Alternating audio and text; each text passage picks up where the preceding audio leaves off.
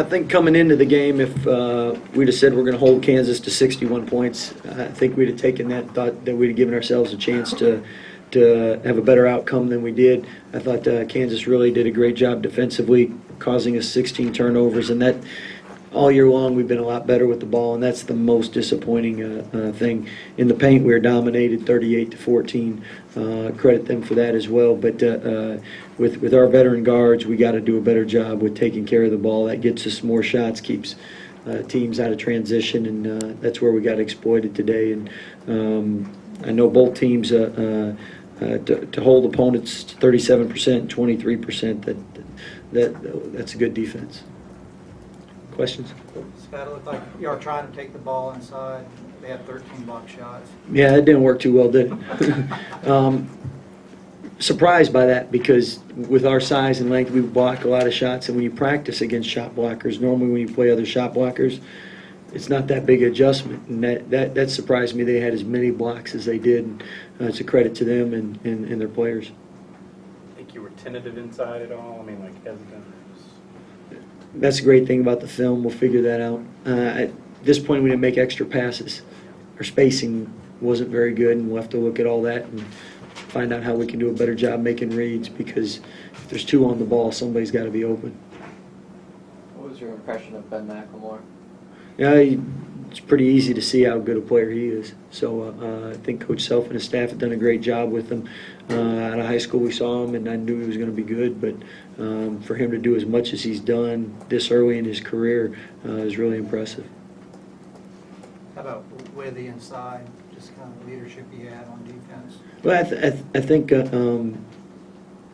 one thing about him is I think he's more physical than people give him credit for. And I mean, you compare his numbers to Anthony Davis, and I mean, they're not far off, and they're better in a lot of areas. So I mean, I think he doesn't get enough credit. And last year he was the Big 12 Defensive Player of the Year, and he changes so much stuff.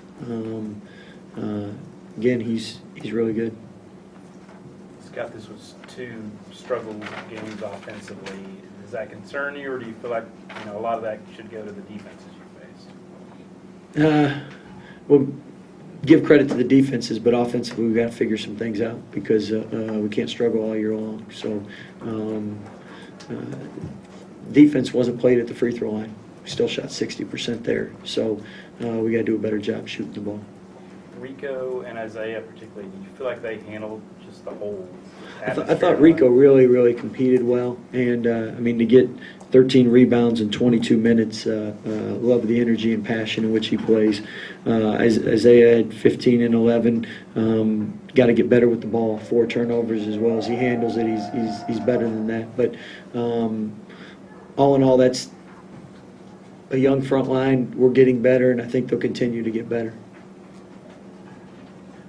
Scott, besides the fact that Kansas has had some really good teams, I mean, the number now 101 out of 102 they won here.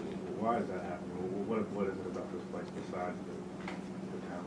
Well, I think first thing would be the talent. Second thing is the coaching, and then the third thing is Big 12 places are hard to play, and this is obviously record-wise the best. And I think the crowd's loud; they're on top of you, and players really feed off of it. And I think a lot of it too is. It doesn't seem like Kansas has years where they got all new guys or they're the youngest team in the league. I mean, this year Whitty's a 5th-year guy. He has that experience. Relaford is a 5th-year guy. Young's a 5th-year guy. Elijah's started for 4 years. So it's not. I mean, it seems like it's just next one in. So, but those 3 reasons.